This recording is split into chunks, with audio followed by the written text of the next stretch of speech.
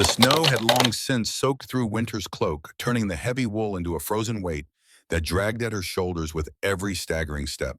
She pressed one hand against the enormous swell of her belly, feeling the 5 distinct heartbeats that fluttered beneath her palm like trapped birds, and forced her legs to keep moving through the knee-deep drifts. Behind her, somewhere in the howling darkness of the blizzard, the blackthorn wolves were still hunting. Even after 6 months, the memory of Marcus's blood hadn't faded, the wet heat of it splashing across her face. The sickening crunch of his spine as Cain Blackthorn, Marcus's own brother, the pack's war leader, had snapped his neck with casual brutality. She still wore the same forest green cloak she'd fled in, now worn thin from months of running. Her mate, her first mate, the gentle healer, who had loved her despite her quiet wolf, who had wept with joy when the impossible pregnancy had taken hold, had died 8 months ago with her name on his lips. His own brother had killed him, silencing the questions Marcus had been asking about corruption in the pack's finances. The betrayal of blood had cut as deep as the murder itself. Run, he had gasped that night 8 months ago, blood bubbling between his teeth. Winter, run. Protect our... He hadn't finished the sentence. Cain's boot had crushed his throat before he could say children, and Winter had run. For 6 months, through villages that didn't ask questions, through territories that wouldn't harbor a blackthorn fugitive, until finally the hunters had found her trail again. Winter stumbled over a hidden root and went down hard on her knees. The impact sent a bolt of pain through her swollen body that made her cry out. The sound was swallowed immediately by the screaming wind, but she clamped her teeth together anyway, terror clawing at her chest. They were close. She could feel them. 3 wolves, maybe 4, their hunting howls threading through the storm like promises of death. Get up, she commanded herself, fingers digging into the snow as she fought to rise. Get up, get up, they're coming. They'll kill the babies. They'll rip them from your body and leave you to bleed out in the snow. The thought of her children, her impossible, miraculous quintuplets, that no healer had believed could exist, gave her the strength to stagger upright again. 7 months pregnant with 5 lives inside her, and she was all that stood between them and the monsters who had already murdered their father. She had to keep moving. She had to find shelter, find help, find something. But there was nothing. Only the endless white of the blizzard, the black shapes of winter-bare trees and the ancient border stones that she had passed an hour ago, the ones carved with warnings in the old tongue that she'd been too desperate to heed. She had crossed into forbidden territory, Silvercrest lands, where no outsider had been welcomed in 5 years, where the reclusive AlphaKing was said to execute trespassers on sight. Better a quick death from him than what Cain will do to me, Winter thought. The bitter laugh that escaped her cracked lips sounded more like a sob. Better anything than watching them cut my children out of me one by one while I scream. That was what Lady Seraphina had promised. The beautiful noble woman who had come to Blackthorn as an ambassador from some distant territory, who had taken one look at Winter's pregnant belly and smiled a smile that hadn't reached her cold silver eyes. She had whispered something to Cain, and within the hour Marcus was dead and Winter was running for her life. Cursed bloodline, Seraphina had called it. Abomination. Those pups will bring doom upon every pack foolish enough to shelter them. Winter hadn't stopped to ask what she meant. She had simply run, clutching her belly and praying to the moon goddess for a miracle she didn't deserve. Now, as her legs finally gave out completely and she collapsed against one of the ancient border stones, she wondered if perhaps Seraphina had been right. Perhaps the quintuplets were cursed. Perhaps that was why Winter's wolf had gone dormant the moment Marcus died. The beast inside her simply surrendering to grief, accepting the inevitability of death, rather than fighting for a future that had been stolen before it could begin. Her wolf had always been quiet, never as strong as other she-wolves. But after the mating bond shattered, even that quiet presence had faded to near silence. 6 months of running, of hiding in villages that didn't ask questions, of scraping together enough to eat while her belly grew. And through it all, her wolf had offered nothing but the faintest flicker of survival instinct. I'm sorry, she whispered to the lives inside her frozen fingers tracing patterns over her belly as the snow continued to fall. She could feel them moving, restless and frightened, somehow sensing their mother's despair even from the safety of her womb. I'm so sorry. I tried. I tried to get us somewhere safe. I tried. A howl split the night, close enough that Winter could hear the triumphant note in it. They had found her. She pressed her back against the border stone and drew the small knife from her belt, the one Marcus had given her on their mating day, the blade engraved with healing runes that seemed to mock her now. It wouldn't save her.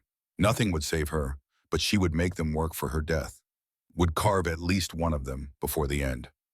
Another howl answered the first, but this one came from ahead of her rather than behind, and then another, and another. And then the trees ahead of her exploded with wolves, massive creatures larger than any she'd ever seen.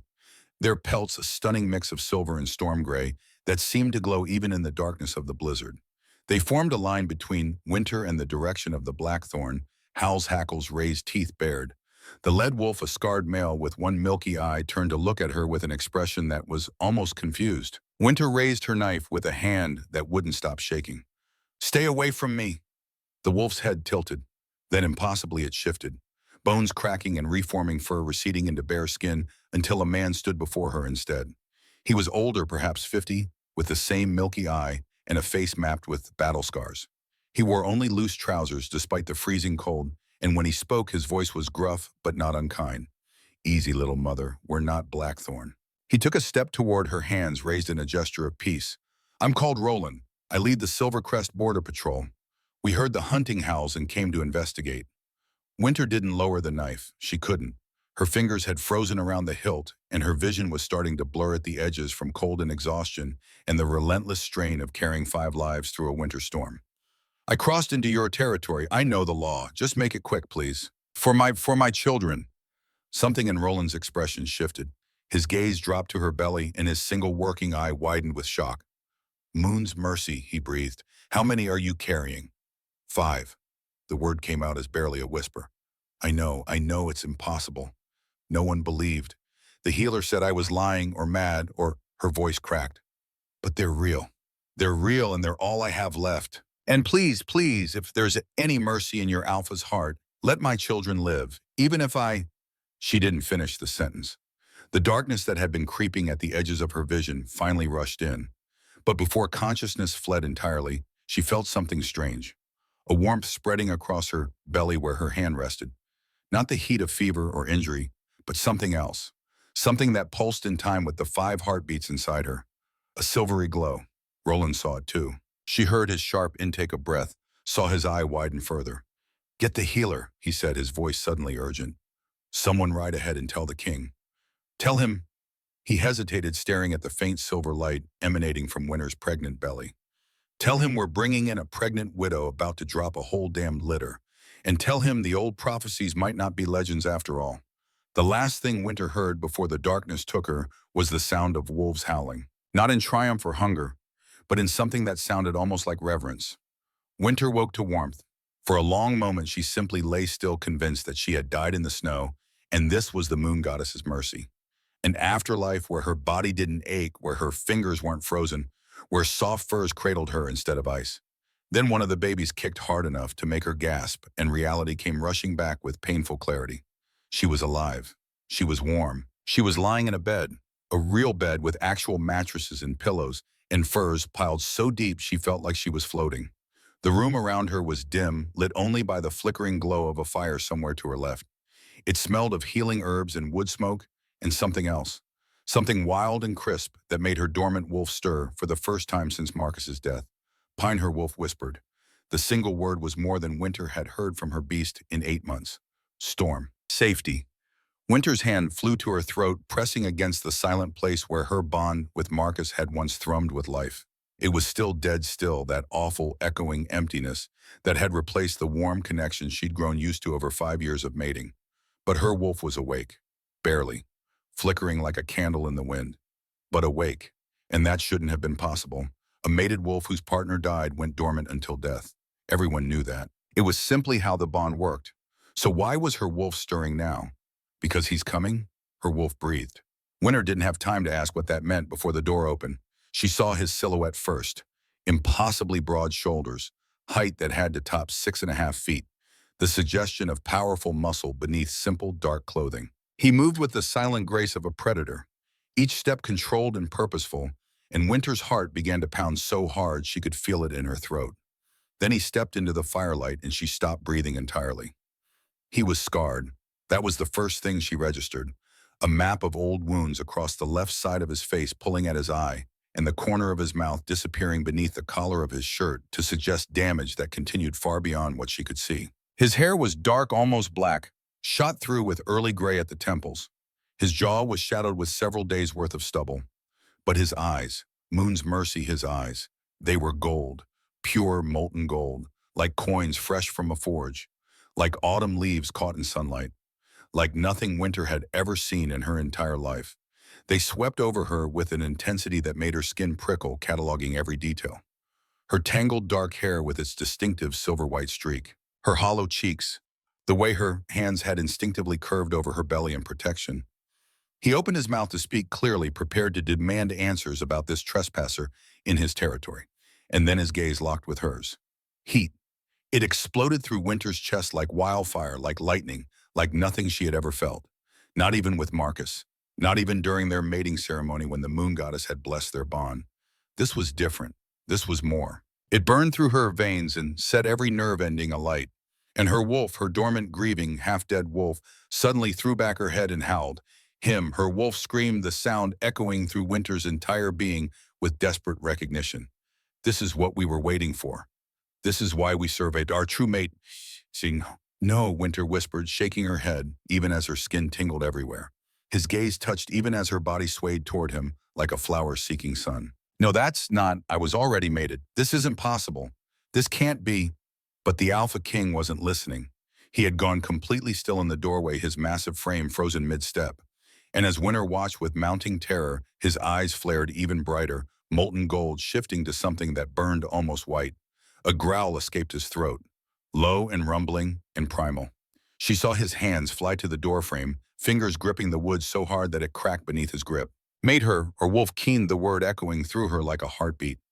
Be quiet, Winter gasped, unsure if she was speaking to her wolf, or to him, or to the universe itself. Please be quiet. This isn't, I can't. The AlphaKing took a single step toward her, and the air between them seemed to crackle with electricity. Winter could smell him now, Wishaman and ozone, like a forest before a storm. Wild and clean and devastatingly right, and her treacherous body responded without her permission. Heat pooling low in her belly, her skin flushing despite the impossibility of everything happening. Who are you? His voice was rough, scraped raw, as if the words were being torn from his throat. What is your name? Winter. She couldn't lie to him. She couldn't even think about lying to him. Winter Ashwood, please. I know I trespassed. I know the law. But please, my children. Winter. He repeated her name like it was a prayer, like it was a curse, like it was the answer to a question he'd been asking for his entire life. His eyes dropped to her belly, and something in his expression shattered. You're pregnant. 7 months. Quintuplets. She was babbling now, panic and confusion, and the impossible heat of the bond making her words tumble over each other. My mate, he was killed 8 months ago. The Blackthorn Pack, they murdered him. They've been hunting me ever since. They want to, her voice broke. They said the bloodline was cursed, that the babies would bring doom. And I ran. I didn't know where else to go. 8 months. The AlphaKing's voice had dropped to something barely above a whisper, and his golden eyes were fixed on her face with an intensity that made her shiver. You've been running for 6 months, and your wolf is still awake. Winter's hand flew to her throat again, pressing against the empty place where the bond scar had once marked her as Marcus's. He's dead. The bond broke when he died. I felt it break.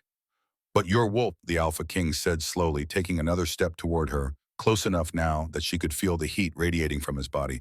Your wolf should have gone dormant. A mated wolf whose partner dies sleeps until death. Everyone knows that, yet I can feel her stirring. How is that possible? She did, Winter wanted to say. She was silent for 8 months, barely a flicker of life inside me. But that wasn't true anymore. Her wolf was awake now, straining toward this scarred stranger with desperate recognition, howling words that Winter wouldn't let herself understand. Who are you? She whispered instead. His lips curved into something that wasn't quite a smile. Dominic Silvercrest, AlphaKing of this territory. He was close enough to touch and now close enough that Winter had to tilt her head back to meet his eyes. And when he spoke again, his voice was barely audible above the crackling of the fire. And I believe, little mother, that you and I have a great deal to discuss. Winter's breath caught in her throat as Dominic Silvercrest held her gaze, the heat between them building with every heartbeat until she felt certain she would combust from it. Her wolf was still howling inside her skull, a desperate keening that drowned out rational thought, and she had to grip the furs beneath her fingers just to anchor herself to reality. I don't understand, she managed, her voice barely more than a whisper. I was mated. The bond was complete. Marcus and I, we had 5 years together. This shouldn't be possible. Dominic hadn't moved from where he stood, but she could see the tension coiled in every line of his massive frame. His hands were still at his sides, fingers flexing and releasing, as if he was fighting the urge to reach for her. His golden eyes hadn't left her face for even a second. "There are stories," he said slowly, his rough voice sending shivers down her spine, "that had nothing to do with cold. Ancient stories from before the packs were formalized, about wolves who were born with more than one potential mate, the moon goddess's chosen, blessed or cursed depending on who tells the tale." Winter shook her head, pressing her hand harder against her belly as the baby stirred restlessly beneath her palm. They could feel it too, she realized. The bond recognition. The impossible pull toward this scarred stranger who looked at her like she was the answer to every prayer he'd ever whispered in the dark. And more than that, she felt a strange warmth pulsing through her skin where the babies kicked. A silvery sensation that made her breath catch. The same glow Roland had seen at the border. The power that had been sleeping inside her children, waking now in response to something they recognized. "I'm not blessed," she said, and the bitter laugh that escaped her cracked lips sounded more like a sob. "If anything, I'm cursed. My children are being hunted. My mate is dead. I crossed into forbidden territory because I had nowhere else to run. I can't be." She didn't know how to finish the sentence. Didn't know what she was trying to deny. The bond she could feel pulling at her like invisible threads, or the way her wolf had gone from dormant to desperately alive in the space of a single breath. Dominic took another step toward her, and Winter's heart stuttered in her chest. He was close now, so close that she could see the individual scars that mapped the left side of his face, could count the threads of gray at his temples, could feel the heat radiating from his body like a furnace. His scent surrounded her, pine and ozone, wilderness and storm, and her wolf rolled inside her with shameless longing. "What do you feel?" Dominic asked, his voice dropping to something barely above a growl. "Right now in this moment. What does your wolf tell you?" Winter's throat tightened. She could lie. She could deny it. Could claim that her wolf was still dormant, that the heat flooding through her veins was nothing more than fever from her ordeal. But when she opened her mouth, the truth spilled out instead. She says, "You're mine." The words were barely audible, torn from somewhere deep in her chest. "She says you're what we've been waiting for." Winter's voice broke. She says, she had to look away from those burning golden eyes before she lost herself entirely. She says, "Mate." The sound Dominic made then wasn't quite human. It was a rumble that started somewhere deep in his chest and vibrated through the air between them, and she saw his hands fly back to grip empty air, as if he was physically restraining himself from reaching for her. "Mine," he breathed, and the single word carried the weight of prophecy. "My wolf knows you, has been waiting for you." Then his hand moved, slowly, carefully, giving her every opportunity to pull away. His fingers brushed against her cheek. The contact was like touching lightning. Heat seared through Winter's entire body, starting from the point where his calloused fingertips met her skin and spreading outward in a wave that left her gasping. Her wolf howled in triumph, and somewhere in the depths of her being, she felt something click into place. Not a full bond, not yet, but the promise of one. The potential. The beginning. Dominic's hand trembled against her face. She could feel the fine tremors running through his massive frame, could see the way his jaw had gone tight with barely controlled emotion. He was holding himself back, she realized, fighting the instinct to claim her completely, to mark her, to make the bond permanent right here and now. "I should leave," he said roughly, even as his thumb traced the curve of her cheekbone with devastating tenderness. "You're injured, exhausted, pregnant with another male's children. The last thing you need is—" "Don't." The word escaped before Winter could stop it, and she was horrified to feel tears burning at the corners of her eyes. "Please don't go." She didn't know why she said it, didn't know why the thought of him leaving made her chest ache with something perilously close to despair. She had known this man for less than 5 minutes. He was a stranger in AlphaKing who could still decide to execute her for trespassing. And she was carrying her dead mate's children. This was madness. This was impossible. This was the most real thing she had ever felt in her entire life. Dominic's golden eyes searched her face for a long moment, and Winter had the uncomfortable sensation that he was seeing straight through to her soul. Then slowly he withdrew his hand from her cheek, and the loss of contact made her want to cry out. "I'm not going anywhere," he said, his voice still rough but gentler now, soft in a way she wouldn't have expected from a male of his size and power. "I'm going to sit in that chair by the fire, and I'm going to stay here until my healer arrives to examine you. And then we're going to talk about what happens next." His lips curved into something that was almost a smile, though it didn't quite reach his eyes. Is that acceptable to you, little mother? Winter didn't trust her voice to answer, so she simply nodded.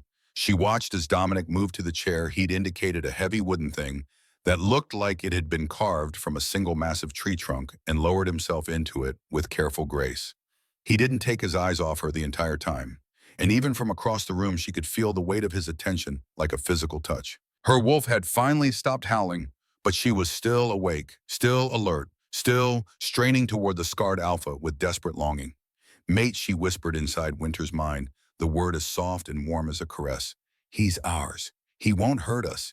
He'll protect the pups. Winter wanted to argue. She wanted to point out that they didn't know this male, that he could still be dangerous, that the Blackthorn wolves were still hunting them, and 5 minutes of overwhelming attraction didn't change the fact that she was a pregnant widow with no pack, no resources, and no reason to trust anyone. But when she looked at Dominic Silvercrest, at the scars that mapped his face, at the gray in his dark hair, at the golden eyes that watched her with such fierce, barely leashed intensity, she couldn't make herself believe that he meant her harm. For the first time since Marcus's death 8 months ago, Winter felt something that might have been hope. The healer who arrived 20 minutes later was a small, round woman with silver-streaked hair and sharp brown eyes that missed nothing. She introduced herself as Isla, and she spent the next hour examining Winter with a thoroughness that left no part of her unassessed, listening to her heart, measuring the size of her belly, pressing careful hands against her swollen abdomen to feel the position of each baby. Through it all, Dominic remained in his chair, by the fire. He didn't speak. He didn't interfere. He simply watched, his golden eyes tracking every movement Isla made. And somehow his silent presence was more comforting than any words could have been. 5 heartbeats, Isla announced, finally sitting back on her heels with an expression of frank amazement. Strong ones, too. However you've managed this girl, those pups are healthy. She paused, frowning, her hands still hovering over Winter's belly. There's something else, a resonance I don't quite understand, like they're drawing on something, channeling power from somewhere deep. I've never felt anything like it. Tears blurred Winter's vision before she could stop them. They're really all right, her voice cracked. I thought after everything, the running, the cold, I was so afraid I'd hurt them. Better than all right, Isla patted her hand with gruff gentleness. They're fighters, like their mother. She turned to look at Dominic, and Winter was surprised to see no fear in the older woman's face, only a kind of fond exasperation. She needs rest, Your Majesty. Real rest, not a few hours snatched between interrogations. The next 2 months will be critical for those pups, and she can't spend them worrying about whether she's going to be thrown out into the snow. She's not going anywhere, Dominic said quietly, and something in his voice made Winter's breath catch. She's under my protection now. Isla studied him for a long moment, something knowing flickering in her sharp eyes. Then she nodded once and began packing up her supplies. I'll return in the morning to check on her again. Make sure she eats something before she sleeps. She's half-starved from the look of her. She paused at the door, looking back at Winter with an expression that might have been sympathy. You're safe here, child. Whatever else happens, you can believe that much. Then she was gone, and Winter was alone with the AlphaKing again. The silence stretched between them, weighted with everything that had happened and everything that remained unsaid. Winter watched Dominic across the flickering firelight, trying to reconcile the terrifying rumors she'd heard about the Silvercrest Alpha with the male who had sat quietly beside her for an hour, who had promised her protection without asking for anything in return. You should sleep, Dominic said finally, his voice low enough that she had to strain to hear it. Isla wasn't wrong about your exhaustion. I know. But Winter didn't close her eyes. She couldn't. Every time she did, she saw Marcus's face, saw the blood bubbling between his teeth, heard the wet crunch of his spine breaking, felt the bond between them shatter like glass. I'm afraid to. She hadn't meant to admit that. The words escaped before she could stop them, and she felt her face heat with shame. She was a grown woman, a widow, a mother 5 times over. She shouldn't be afraid to close her eyes. But Dominic didn't mock her, didn't tell her to be strong, didn't dismiss her fear as weakness. He simply leaned back in his chair and crossed his arms over his broad chest. Then I'll stay, he said. I'll be right here when you wake up. Nothing will touch you while I'm in this room. It was such a simple promise, such a small thing, really. Just the offer of presence, of witness, of protection while she was at her most vulnerable. Winter had no reason to believe him. She had no reason to trust a single word that came out of his scarred mouth. But her wolf believed him, and for tonight that was enough. Winter let her eyes flutter closed, and for the first time in 8 months, She slept without dreaming of blood. Winter woke screaming. The nightmare came anyway. Not the blood or the bone this time, but the sound. The wet crunch of Marcus's spine breaking under Kane's hands. The gurgling gasp of his last breath. The triumphant howl of the blackthorn wolves as they scented her fear and began their hunt. Winter's eyes flew open and her hands went immediately to her belly, pressing against the familiar weight of her children as Horfzuk tore from her throat. The room was dark except for the dying embers of the fire, and for one terrible moment, she didn't know where she was. Didn't know if she was back in the snow, if the wolves had found her, if everything since her collapse at the Borderstones had been nothing but a fever dream. Then she smelled pine and ozone and realized Dominic was already there, still in the chair by the fire where he'd been when she fell asleep hours ago. He rose instantly at her cry, but stopped at the edge of her bed close enough that his sense surrounded her, but respecting her space even in her panic. "You're safe," he said, his rough voice pitched low and steady, an anchor in the storm of her terror. "You're in my stronghold, in the healing ward. No one can reach you here." Winter's hands trembled against her belly. "Marcus, I saw him. I heard. I know." Dominic's voice didn't waver, didn't soften into meaningless comfort, but there was something in it that made her chest ache. Understanding, perhaps. Recognition of a grief he couldn't fix but wouldn't dismiss. "I know, but that was then, and this is now, and you're alive. Your children are alive, and nothing is going to change that." He gestured toward the chair. "Sleep. I'm not going anywhere." Winter wanted to argue. She wanted to tell him that she didn't need a babysitter, that she was perfectly capable of handling her own nightmares. But she was so tired, bone-deep exhausted in a way she hadn't allowed herself to acknowledge while she was running for her life. And Dominic's presence, his steady breathing, the warm weight of his scent in the air, the promise of protection that hummed between them like a half-formed bond made her feel safer than she had any right to feel. She didn't say anything. She just let her eyes close again and focused on the sound of his heartbeat until the darkness pulled her under. When she woke the second time hours later, he was still there, still watching, still waiting. Something in Winter's chest cracked open at the sight of him. This scarred, terrifying AlphaKing who had spent the entire night in an uncomfortable chair just so she wouldn't wake up alone. Her wolf purred with satisfaction, but Winter pushed the sensation aside. She wasn't ready to examine what it meant. She wasn't ready to admit that she was already starting to trust him. The next few days passed in a blur of sleep and healing, punctuated by Isla's brisk visits and the ever-present weight of Dominic's attention. He came twice each day, once in the morning and once in the evening, and each time he sat in the same chair by the fire and asked her questions in his low, careful voice. Not demanding questions, not interrogation, just quiet inquiries about her health, about the babies, about what she needed. He brought her books from his personal library when she admitted she was bored. He arranged for fresh clothing to be delivered, soft dresses that accommodated her pregnant belly, warm shawls against the lingering chill. He never touched her again after that first night, but his presence surrounded her like a protective embrace. It should have been suspicious, some part of her insisted. No male was this careful, this considerate, without wanting something in return. But every time she searched Dominic's face for evidence of ulterior motives, all she found was that same fierce, barely leashed intensity. Like she was the most important thing in his world. Like protecting her had become his only purpose. Winter didn't know what to do with that, so she did nothing. Just accepted his care without comment and tried not to think about the way her wolf sang every time he walked through the door. On the fourth day, Isla declared her well enough to leave the healing ward. Dominic arrived that evening with news that made Winter's heart stop in her chest. "The Blackthorn wolves sent an envoy," he said, his voice flat and dangerous. "Kane Blackthorn demands your return. He claims you stole something valuable from his pack." The blood drained from Winter's face.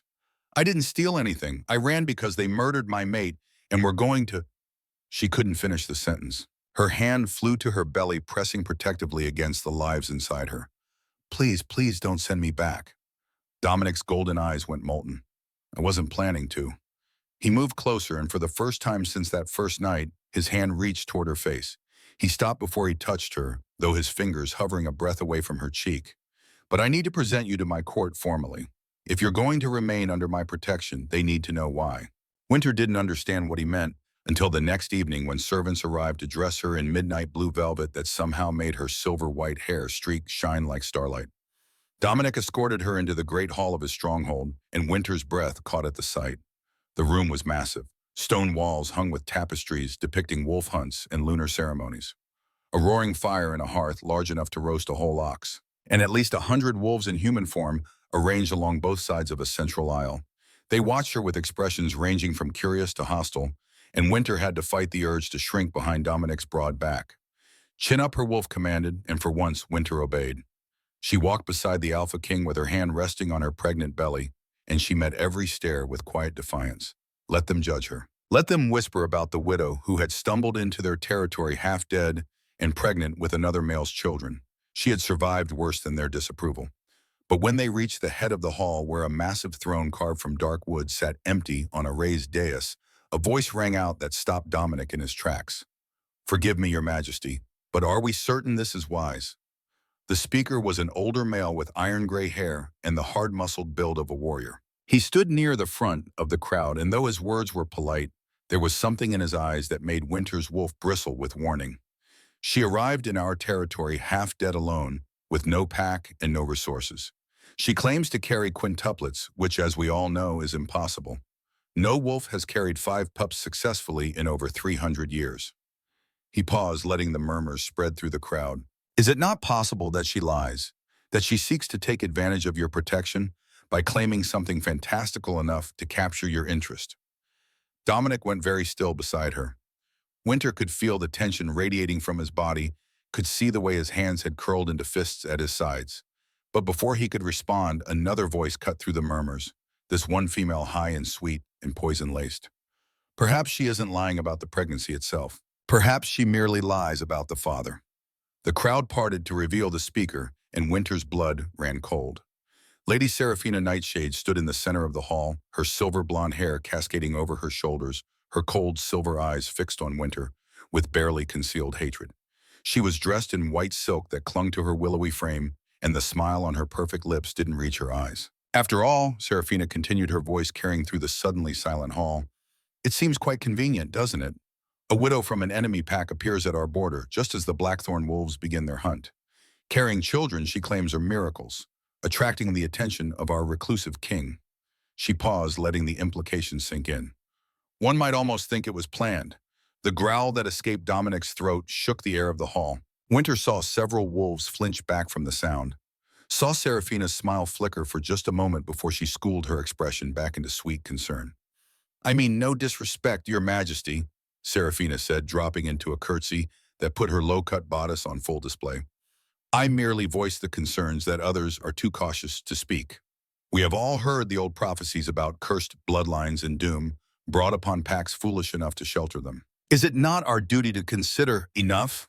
Dominic's voice was ice and iron, cutting through Seraphina's words like a blade. He stepped forward, putting himself between Winter and the crowd, and when he spoke again, his words resonated with the full weight of his alpha power. This woman is under my protection.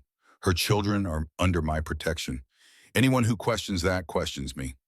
His golden eyes swept the hall, and Winter saw wolf after wolf drop their gaze in submission. 3 healers will arrive from neighboring territories within the week to confirm the pregnancy. Until then, Winter Ashwood is an honored guest of this court. He paused, and his next words were directed at Seraphina alone. And if anyone speaks against her, again without evidence to support their accusations, they will answer to me personally. The hall fell absolutely silent. Seraphina's face had gone pale beneath her perfect makeup, and though her smile remained fixed in place, Winter could see the fury burning in her silver eyes. She was trying to turn them against me. Winter realized, her heart pounding in her chest. She wanted them to throw me out before I could, before Dominic could. Before Dominic could, what? Claim her. The thought sent a complicated wave of heat and fear and longing through Winter's chest, and she had to look away from the crowd before they saw it on her face. Then Dominic's hand touched the small of her back. The first time he'd touched her since that night in the healing ward, and his voice dropped to a murmur meant only for her ears. I'm having a wing of the stronghold prepared for you. Your own chambers, your own staff, everything you need to bring your children safely into the world. His breath was warm against her temple, and she felt herself leaning into his touch despite her better judgment. You're not alone anymore, Winter. I'm going to take care of you. She should have questioned it, should have demanded to know why he was doing all this for a stranger, what he expected in return, what angle he was playing. But when she looked up into his golden eyes and saw nothing but fierce protective determination looking back at her, the questions died on her tongue. For the first time since Marcus's death, Winter let herself believe that she might actually survive this. And when Dominic's hand pressed more firmly against her back, guiding her away from the watching crowd and toward the new life he was building for her, she let herself follow. As they walked through the corridors, Winter caught a glimpse through a window of the courtyard below. A figure in white silk Seraphina stood near the eastern gate speaking with a hooded stranger. The conversation was brief, furtive. Something changed hands between them. Winter's wolf bristled with warning, but before she could call Dominic's attention to it, both figures had vanished into the shadows. The wing Dominic had promised was more than Winter had dared to imagine. She followed him through corridors that grew progressively quieter, the sounds of the great hall fading behind them, until all she could hear was the soft padding of their footsteps and the distant howl of wind against the stronghold's ancient stones. Her heart was still racing from the confrontation with Seraphina, her mind replaying the moment Dominic had stepped between her and the crowd, the way his alpha power had filled the room like a living thing. He defended me, she thought, the realization settling warm in her chest. He didn't have to. He could have let them question me, could have demanded proof before extending his protection. But he didn't. The construction isn't complete, Dominic said, breaking the silence as they turned down a corridor lit by torches that burned with an unusual blue-white flame.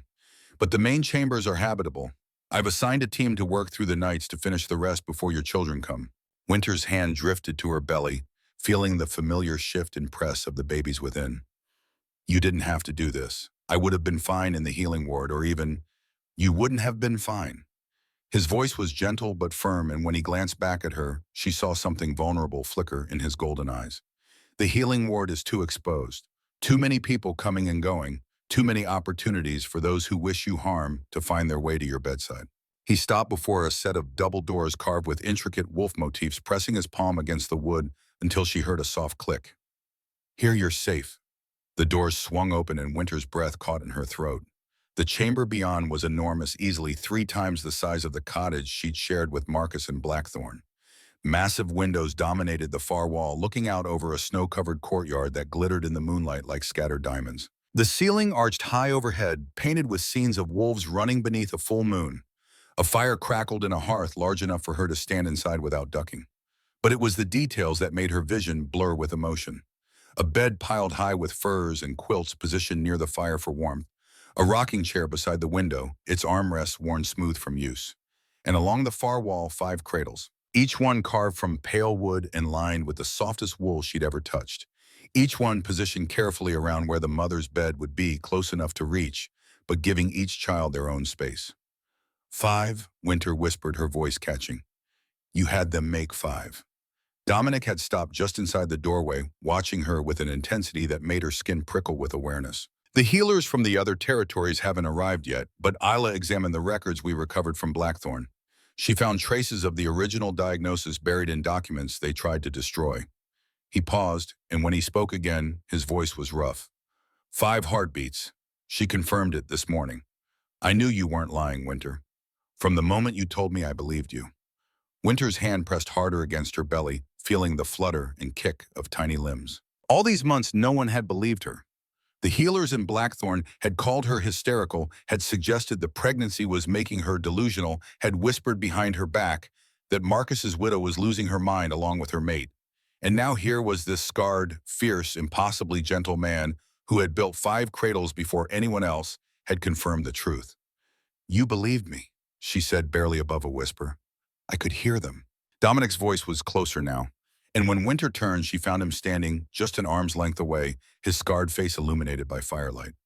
That first night in the healing ward, when I sat with you while you slept, I listened, and I heard 5 separate heartbeats.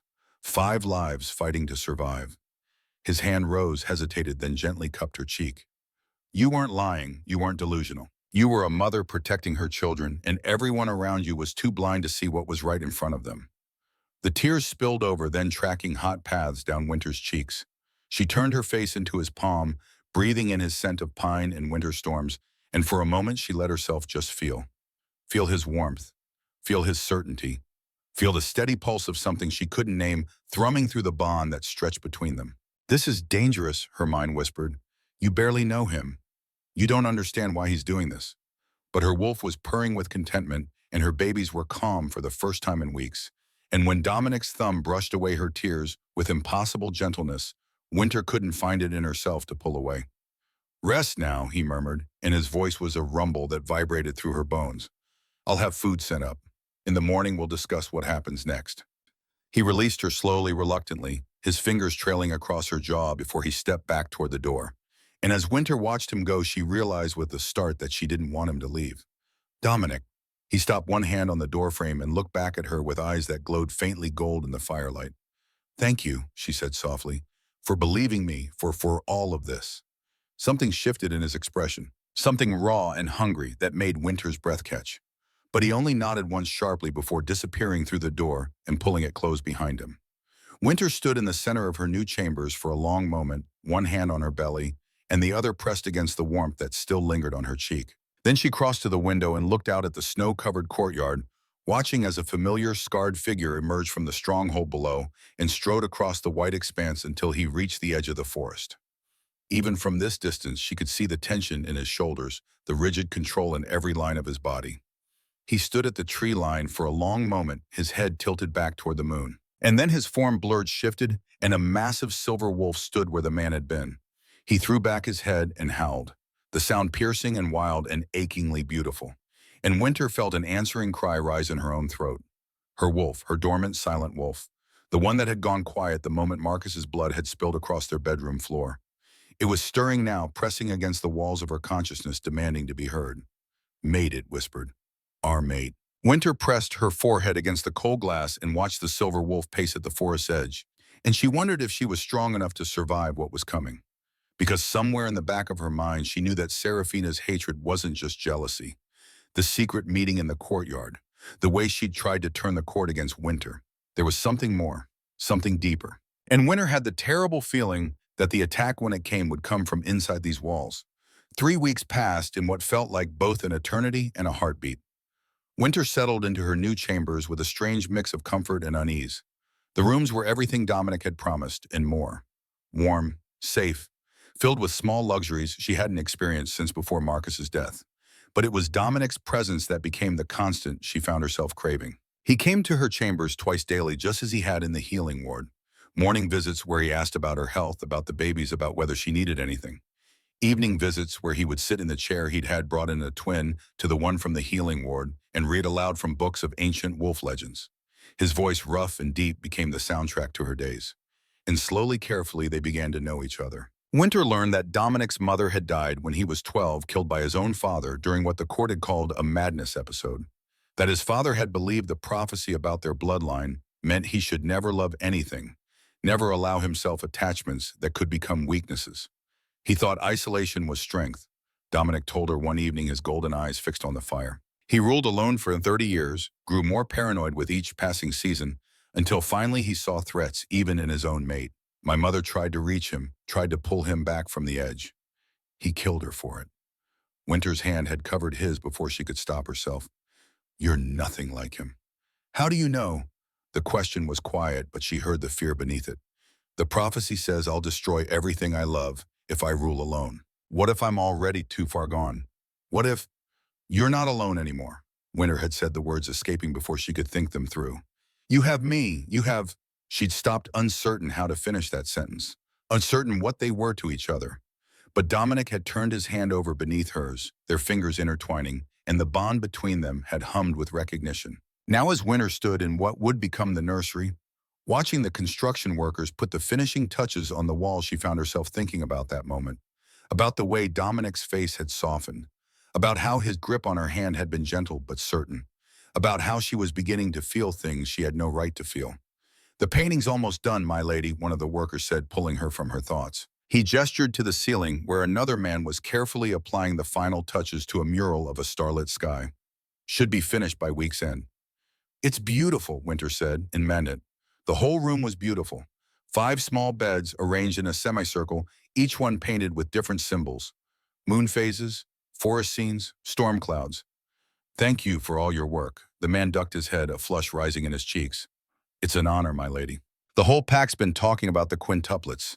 Miracle babies, they're calling them. Winter's hand drifted to her belly, feeling the now familiar press and shift of 5 lives. 8 months pregnant now, and they were running out of time.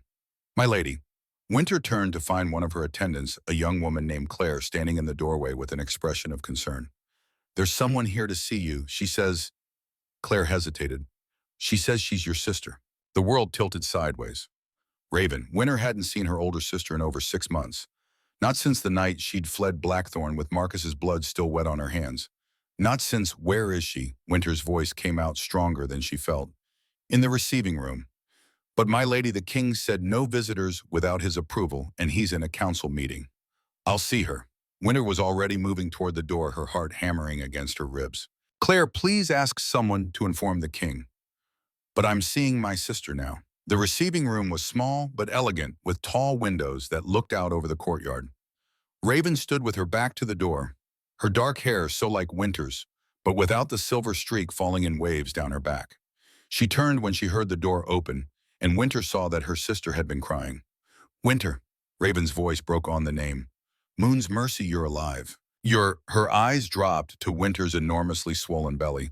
"You're huge." Despite everything, Winter felt a laugh bubble up in her throat. 8 months pregnant with 5 babies will do that." "5." Raven shook her head, wonder, and something that looked like guilt warring in her expression. "They said you were crazy, that the grief had broken you. But it's true, isn't it? You really are carrying quintuplets." "Why are you here, Raven?" The question came out harsher than Winter intended, but she couldn't help it. Couldn't forget that her sister had a mate, had children of her own, had stayed safe in Blackthorn, while Winter ran for her life. Raven's face crumpled. "I came to warn you, and to confess." She reached into her cloak and pulled out a leather satchel, her hands shaking. "Winter, I did something terrible. Something I've regretted every day for the past 6 months." While cold dread settled in Winter's stomach. "What did you do?" "They came to me," Raven whispered. 2 months after you fled. Seraphina Nightshade and a man I'd never seen before. They said they were part of some council, that they were tracking you. They wanted to know if I'd heard from you, if I knew where you'd gone." Tears streamed down her face. "They offered me $50,000, Winter. 50,000. My mate had just lost his job. We had 3 pups to feed. We were going to lose our home." The room seemed to tilt. "You told them where I was." "I told them you might head for the Western Territories. That you'd mentioned them once." Raven was sobbing now. "I didn't know they were going to kill you. I swear I thought they just wanted to bring you back to make sure the babies were safe. They said the quintuplets were too valuable to lose, that they needed to be in Blackthorn, where they could be protected. They wanted to cut them out of me." Winter's voice was flat dead. "That's what Seraphina promised Cain. That they'd kill me and take the babies, because our bloodline is cursed or prophesied or whatever lie they're telling themselves." "I know that now." Raven thrust the satchel toward Winter. "That's why I'm here. I've been gathering evidence for 6 months, ever since I realized what I'd done. But I waited. I waited until I had enough to guarantee conviction, until every transaction was documented, every bribe recorded. If the council suspected I was gathering evidence, they would have destroyed everything and killed us both." She drew a shuddering breath. "Winter, it's not just Seraphina and Cain. There's a whole network. 6 alphas from different territories working together. They call themselves the Council of 6. Winter's hands were numb as she took the satchel, opened it. Inside were documents, financial records, trade contracts, letters with official seals. "They've been running an illegal operation for 15 years. Raven continued, her words tumbling over each other. "Mining sacred lands, selling territory rights to human corporations. Marcus found evidence of it in the Blackthorn finances. That's why they killed him. And your babies," she drew a shuddering breath, "your babies carry the Silvercrest bloodline through Marcus's great-grandmother. The prophecy says a Luna will come bearing 5 marked children who will either save the kingdom or destroy it. If those children are born and the mark appears, it proves the prophecy is real.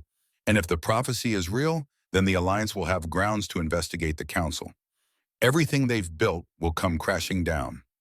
Winter's legs gave out. She sank into the nearest chair, the satchel clutched to her chest, her mind reeling. The door burst open and Dominic strode in, his golden eyes wild. "Winter, I heard." He saw Raven and went very still. "Who is this, my sister?" Winter's voice sounded distant to her own ears. "Raven Thornfield. She sold me out to the Council of 6 for $50,000. And now she's brought evidence to destroy them." The silence that followed was deafening. Dominic's gaze moved from Winter to Raven, and Winter watched her sister pale under the weight of the Alpha King's attention. You betrayed your own blood, Dominic said, his voice deadly quiet. For money. Yes, to Raven's credit, she didn't flinch. And I'll carry that shame for the rest of my life. But I'm trying to make it right. These documents, they prove everything. The corruption, the illegal mining, the trade monopolies. There's enough here to bring the entire council down. She looked at Winter, her eyes pleading. I can't undo what I did, but maybe I can help you survive it. Winter looked down at the satchel in her lap, at the papers that represented months of her sister's secret work, at the evidence that could finally bring justice for Marcus. Winter. Dominic was beside her now, kneeling so their eyes were level. You don't have to decide anything right now. Let me take these documents to my advisors. Let us verify, no. Winter's hand closed over his, her decision crystallizing with sudden clarity. I want to read them first, all of them. I want to understand exactly what Marcus died for, what my children are being hunted for. She looked at her sister. And I want to hear everything, every detail of your betrayal and your redemption. Because if we're going to take down the Council of Six, I need to know everything. Raven nodded, fresh tears spilling down her cheeks. I'll tell you everything. The next hours were brutal. Winter sat in her chambers, surrounded by documents spread across every surface, while Raven explained the Council's operations. Dominic remained throughout, a silent, solid presence at Winter's side. The financial records showed a staggering scope of corruption. $12 million in annual revenue from illegal mining operations. Sacred Silvercrest lands sold to human corporations for pennies on the dollar, the profits divided among the council members. Marcus's journal entries, which Raven had somehow obtained copies of, detailed his discovery process. How he'd noticed discrepancies in the Blackthorn finances. How he'd traced the money back to Elder Castellan, the economic mastermind behind the council. And there, in Marcus's careful handwriting, was the entry that made Winter's breath catch. Winter's pregnancy confirmed. Quintuplets, impossible yet true. I researched our bloodlines. My great-great-grandmother was Silvercrest Pack, daughter of an Alpha King. Our children will carry ancient silver fire, the mark of the moon goddess's chosen.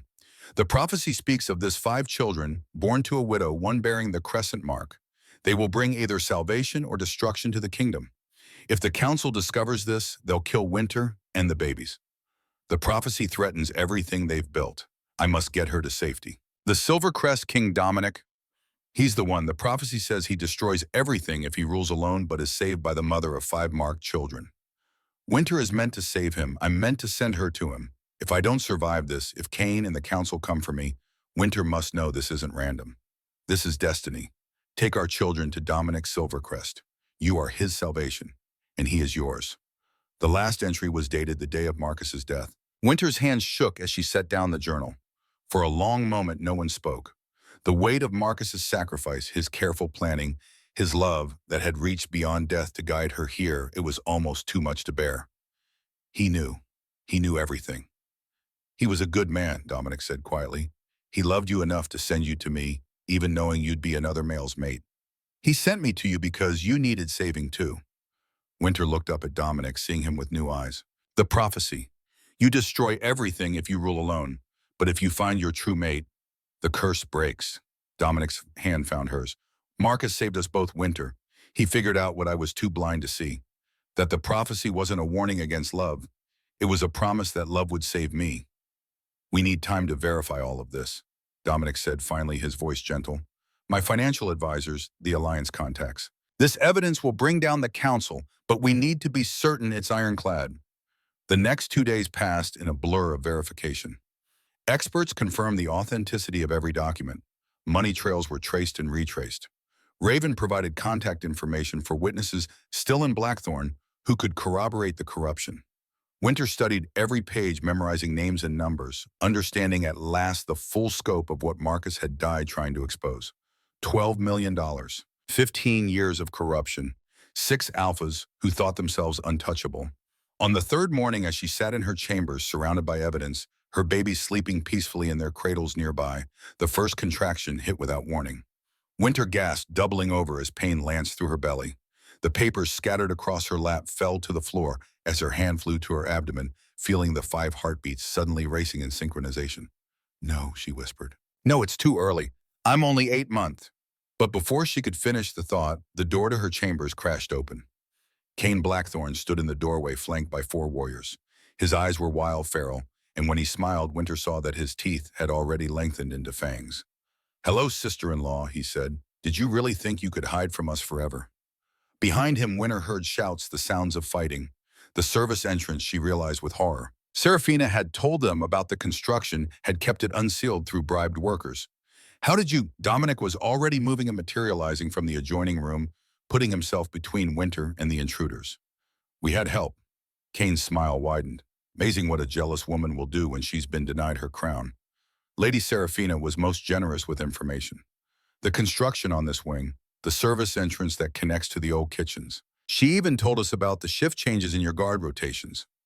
Serafina Winter realized through the haze of pain. She let them in, planned every detail. Another contraction hit harder than before, and Winter cried out. She felt warmth gush between her legs, felt the babies shifting into position. "No, not now, not like this." "The babies are coming," Isla announced, rushing into the room with her medical bag. She took one look at the situation and her face went hard. "Your Majesty, I need you to—" "Kill the bitch," Cain snarled, launching himself forward. "Kill her and cut out those abominations." But he never finished the sentence, because Winter's hand shot out pointing at him, and power exploded from her palm. Silver fire, just like in the prophecy, just like the mark that would soon appear on one of her children. It erupted from her skin in a wave of pure incandescent light, fed by her rage and her terror, and the 5 small hearts beating in perfect synchrony with her own. Cain flew backwards, slamming into the wall with enough force to crack the stone. His warriors stumbled, their eyes wide with shock and sudden fear. Winter stood in the center of the light, her entire body thrumming with energy she didn't understand but refused to question. Her children were fighting inside her, lending her their strength, channeling their ancient power through the connection they shared. "You killed my husband," she said, and each word rang with power that made the walls shake. "You burned my home. You hunted me across 847 miles, forced me to run, when I should have been preparing for my children's arrival in peace and safety." Cain was struggling to rise, blood streaming from a gash on his forehead, his amber eyes now wide with unmistakable fear. "What are you, I'm their mother." Winter took a swim forward, and the silver light flared brighter. "And I'm done running." But then another contraction hit more powerful than anything she'd felt before, and Winter's knees buckled. The silver light flickered, dimmed. Cain saw his opportunity and lunged. He never reached her, because the door behind him exploded inward, and Dominic came through like a force of nature. His wolf already half emerged, his hands curved into claws that gleamed in the silver light, his eyes blazing white gold. He took in the scene in an instant. Winter glowing like a fallen star, Cain lunging toward her, the warriors turning to face this new threat, and his roar shook the foundations of the room. "Mine." The battle was brief and brutal. Dominic moved faster than Winter had ever seen him, his movements a blur of lethal precision as he tore through the Blackthorn warriors. One fell with his throat torn out, dead before he hit the ground. Another tried to flee through the shattered door and made it perhaps 3 steps before Dominic caught him and snapped his neck with a single violent twist. The remaining 2 warriors dropped to their knees, hands raised in surrender. "Please," one of them gasped. "Please, we were just following orders." Cain said, "Cain is a dead man," Dominic snarled. He turned to where the Blackthorn war leader was cowering against the wall, still stunned from Winter's silver fire. "You came into my home. You threatened my mate. You tried to kill 5 unborn children." He stalked forward, and even Winter, through the haze of contractions and fading power, felt a chill at the expression on his face. "Your Majesty." Winter's voice was weak, but it stopped Dominic in his tracks. "Please, I need him alive. For the trial, for Marcus. Everyone needs to know what the council did, what they've been doing." She saw the war playing out behind Dominic's eyes. The desire to end this now, to eliminate the threat permanently versus the wisdom of what she was asking. "Please," she added softly, another contraction making her voice break. "I need to see him face consequences. Real consequences. Not just death, but disgrace. I need everyone to know that Marcus died a hero and Cain lived as a coward." Slowly, Dominic nodded. He reached down, hauled Cain up by the throat with one hand. "You'll live," he said, his voice dripping with contempt. "For now, because my mate has requested it. But pray to whatever gods you believe in that the trial comes quickly, because every moment you spend breathing my air is a moment I spend imagining all the ways I could end you." He slammed Cain against the wall once more for good measure, then tossed him toward the guards who had finally arrived in the corridor.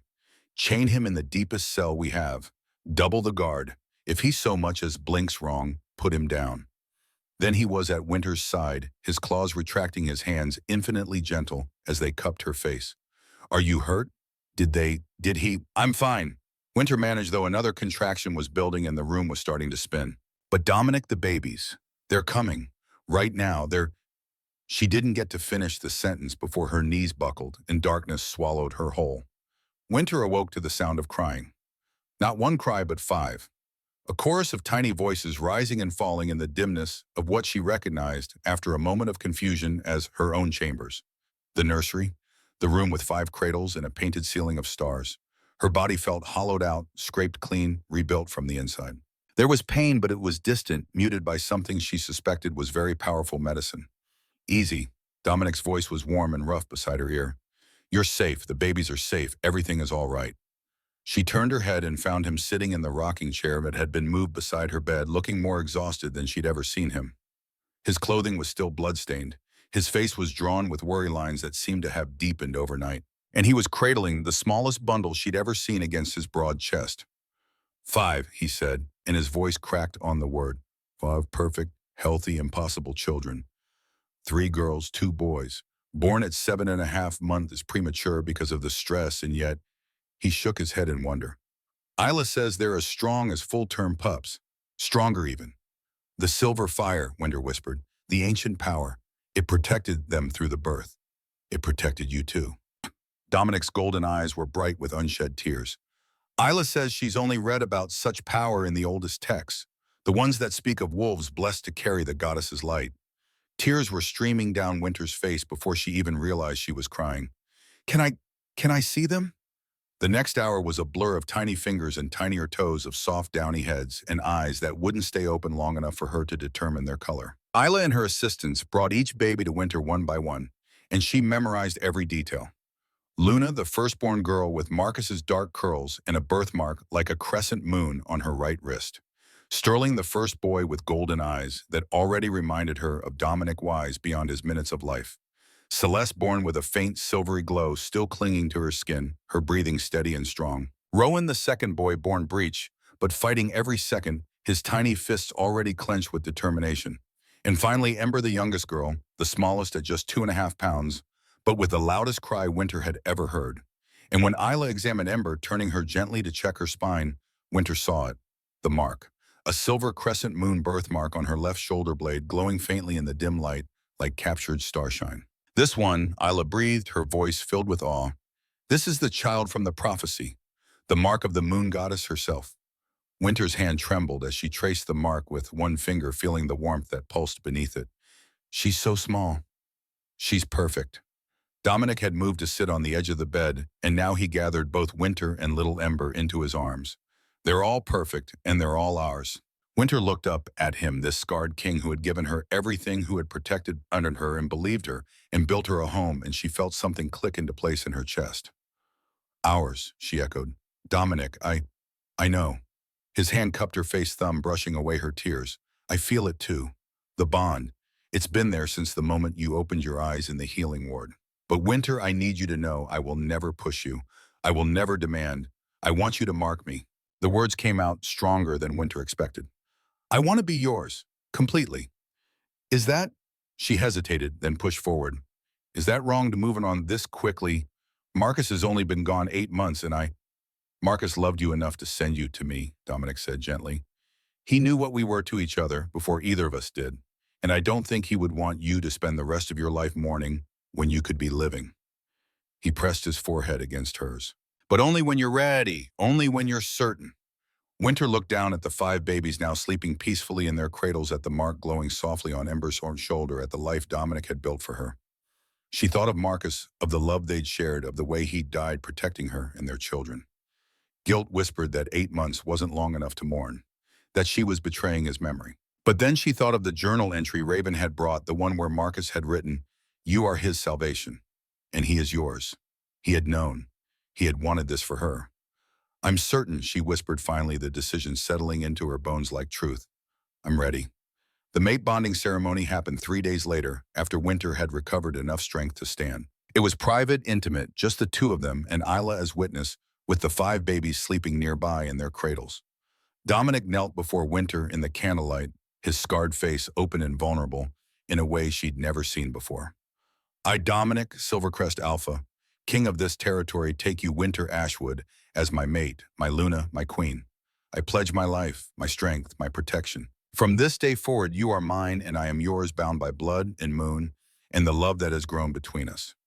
Winter's hands trembled as she reached for him. I, Winter Ashwood, widow and mother, take you Dominic Silvercrest as my mate, my king, my chosen partner. I pledge my heart, my trust, my future. From this day forward, you are mine and I am yours. Then she tilted her head, offering him her throat. The bite was pain and fire and lightning all at once. Winter cried out, her fingers digging into Dominic's shoulders as his teeth sank deep, breaking skin, claiming her. She felt his mark brand itself into her very soul, and then the pain transformed into warmth, into connection, into a bond that roared open like a river breaking through a dam. Suddenly she could feel everything. His love overwhelming and fierce and absolutely unwavering.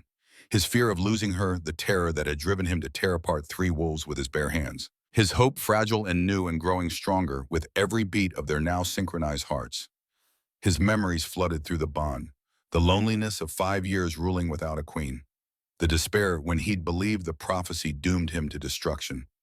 The moment he'd walked into the healing ward and felt his entire world realign around the woman lying unconscious in the bed. When Dominic pulled back from the bite, his tongue sealing the wound, his eyes were bright with tears. My turn, Winter said. She pulled him down and bit into his throat, claiming him just as he had claimed her.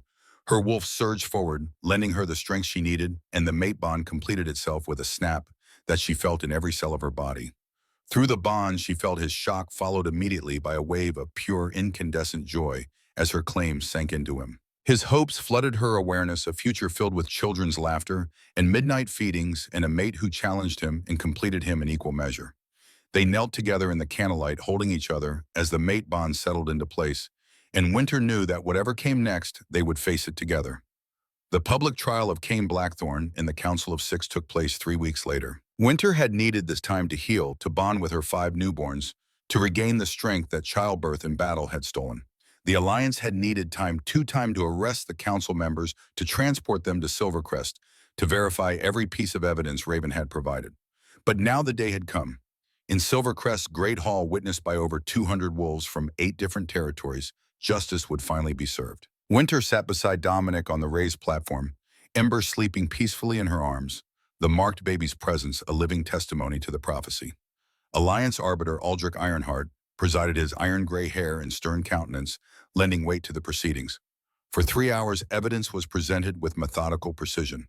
Financial documents showing the $12 million in illegal revenue were displayed on large boards for all to see. Trade contracts proving the monopoly were read aloud, each clause damning.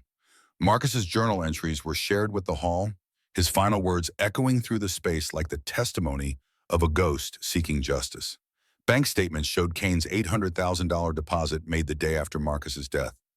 Mining permits revealed illegal excavation on sacred Silvercrest land, the documentation forged, but the forgery now exposed. Communication logs displayed Seraphina's letters coordinating the assassination, her elegant handwriting condemning her with every word. Then came the witnesses.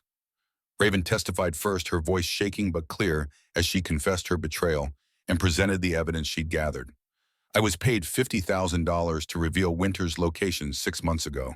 She said, her shame visible but her resolve firm. I thought I was protecting my children. I was wrong. Here's the payment record from Seraphina's account. Here are the communications I intercepted. Here is my attempt to make right what I made wrong. Winter testified next, holding Ember as she spoke. The marked baby's silver crescent glowed faintly against her shoulder, visible to everyone in the hall. She told them about Marcus's murder, her voice steady despite the pain of the memories. About discovering the quintuplet pregnancy that no one believed. About the 6 months of running the 847 miles she'd fled across 3 territories. About Cain's attack in her chambers while she was in labor. My husband died protecting the truth, she said, her voice carrying through the silent hall. He knew these children carried ancient power. He knew the council would kill to keep their corruption hidden. He knew the prophecy spoke of them 5 children, born to a widow, one bearing the mark of the moon goddess. He sent me here to the one wolf he trusted to protect us, to fulfill the prophecy that could save us all. She held up Ember, turning the baby so the assembled wolves could see the glowing mark. The prophecy is real. My daughter bears the proof. And my husband's death, my children's existence, everything we've suffered, it was all to expose the corruption that has infected our lands for 15 years. The captured Blackthorn warriors testified, confirming that Cain had ordered them to kill the Omega and her abominations, that they'd been paid $10,000 each from council funds, that Seraphina had provided the intelligence about the unsealed service entrance. Roland, the Border Patrol leader, testified about finding Winter collapsed at the border stones, about the silver glow emanating from her pregnant belly, about the 5 heartbeats he'd heard even through the storm. When all the evidence had been presented, Aldrich Ironheart conferred with the other Alliance representatives who had traveled to witness the proceedings. The hall waited in tense silence. Finally, Aldrich rose. The verdict is unanimous on all charges, he announced, his voice resonating with authority. The evidence is overwhelming and irrefutable. He turned to face the accused chained and guarded at the center of the hall. Cain Blackthorn, you are found guilty of murder, terrorism, attempted child murder, and conspiracy. The sentence is death by alpha justice to be carried out immediately. Cain's face had gone white, but Aldrich continued without pause. Seraphina Nightshade, you are found guilty of conspiracy to commit murder, treason, and obstruction of Alliance oversight. The sentence is permanent exile beyond all known territories, with all assets seized and distributed to the families of your victims. Your name will be struck from pack records. Your bloodline dissolved. Seraphina stood frozen, her perfect mask finally cracking to reveal the desperation beneath. You can't. I am noble born. My family.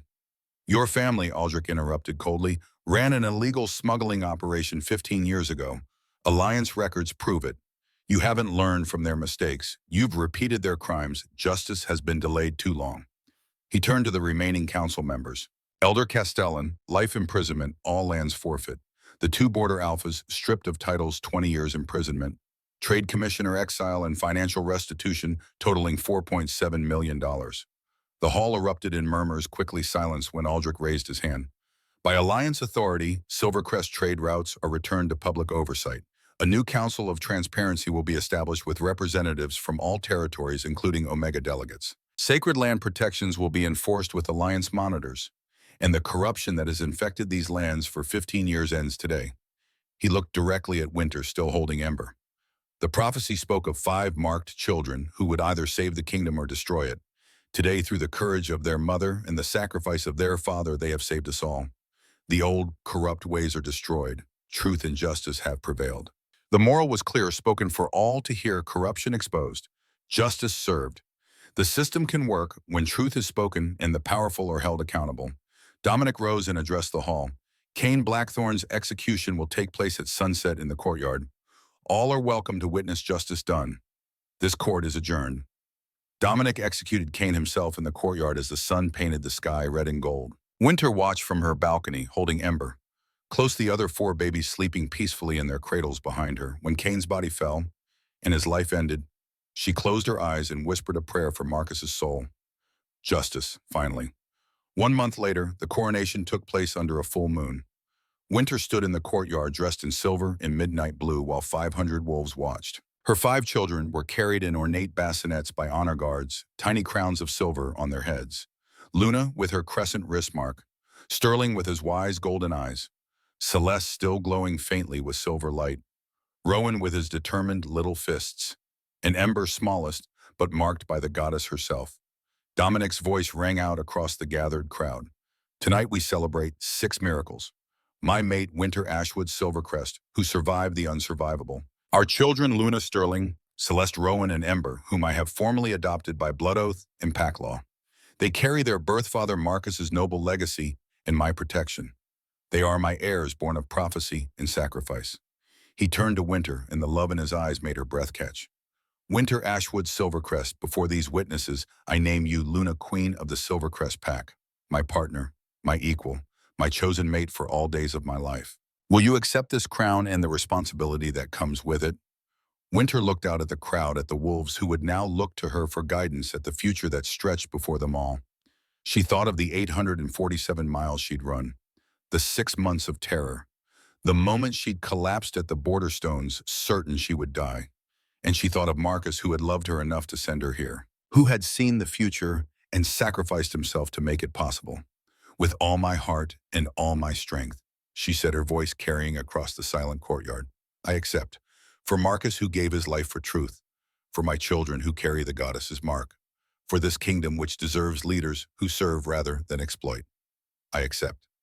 The crown that settled on her brow was silver and moonstones lighter than she'd expected, but heavy with meaning. Each stone caught the moonlight, making her look like she wore captured stars. The crowd erupted, Luna Queen, and in her arms Ember opened her eyes silver like the mark on her shoulder and smiled. 5 years later, Winter stood at the window of what had become her favorite room in the stronghold, watching her children play in the courtyard below. Luna, now 5 years old with Marcus's dark curls and his gentle healer's touch, was carefully bandaging a scraped knee on one of the younger pack pups, her crescent wrist mark visible as she worked. Sterling practiced his forms with the weapons master, his golden eyes focused with an intensity that reminded Winter so much of Dominic, already showing the wisdom of a future king. Celeste and Rowan sparred together, their movements already showing the promise of skilled warriors, the silver glow still faint around Celeste when she moved quickly. And Ember, the smallest but fieriest of them all, stood apart from her siblings, one hand raised as she concentrated on the small orb of silver fire floating above her palm. Control, Winter heard the magic instructor say. Channel the power, don't let it control you. Ember's eyes, those strange silver eyes, glowed as the orb solidified, held steady. Then she grinned and let it dissolve into sparkles that drifted down like snow. Winter felt Dominic's arms wrap around her from behind his chin, resting on her shoulder. She's getting stronger, he murmured. Every day the power grows. I know. Winter leaned back into his warmth. The prophecy said she would either save the kingdom or destroy it. Sometimes I wonder which it will be. Both, perhaps. Dominic pressed a kiss to her temple. Destruction of the old corrupt ways. Salvation through truth and justice. She's already done the first by being born. The second is still unfolding. Winter turned in his arms, looking up at the scarred face she'd come to love more than she'd thought possible. Are you happy? I'm home, Dominic said, echoing the words she'd spoken to him on their coronation night. For the first time in my life, I'm not alone. The prophecy said I'd destroy everything if I ruled without my mate. But you saved me, Winter. You and these five impossible miracles. A shout from the courtyard drew their attention back to the window. Ember's silver fire had flared briefly before she'd wrestled it back under control. The instructor was applauding while her siblings cheered, and even from this distance, Winter could see the pride on her daughter's face. Winter rested her hand on her belly, feeling the flutter of new life growing there. Their sixth child, a child born of their mate bond, not prophecy or ancient bloodlines. A child who would grow up in a kingdom reformed where corruption had been rooted out and justice prevailed. They said quintuplets were impossible, she whispered. They hunted me 847 miles. They called us cursed. And you proved them all wrong. Dominic's hand covered hers on her belly. You survived. You fought. You changed everything. You brought truth to light and justice to those who thought themselves above it. Winter looked out at her family, the 5 children playing below the mate, standing beside her, the kingdom they'd built together from prophecy and pain and the ashes of corruption. Marcus knew, she said softly. He knew this was where I was meant to be. With you, building this. He was a wise man. Dominic's voice was warm with respect for the mate who'd come before him. He gave you life. I give you future. And together we give them everything. Winter finished, watching Ember's silver mark glow faintly as she practiced her fire control. The prophecy was fulfilled, the corruption destroyed, the kingdom saved, and in the courtyard below, 5 marked children laughed and played and grew stronger, preparing for a future that would belong to them. A future built on truth, on justice, on the sacrifice of a healer who had loved enough to send his mate to another, and on the strength of a mother who had run 847 miles through a blizzard rather than surrender. Winter Ashwood Silvercrest, who had once been a widow running through snow with nothing but hope and 5 heartbeats to guide her, was finally irrevocably, impossibly home. Strength doesn't always roar, she murmured, thinking of Marcus's quiet courage, of her own desperate flight, of Dominic's careful gentleness. Sometimes it survives the impossible. Sometimes it's a mother's love, and sometimes it changes the world. And the legend of the Frost Queen and her quintuplets was only just beginning.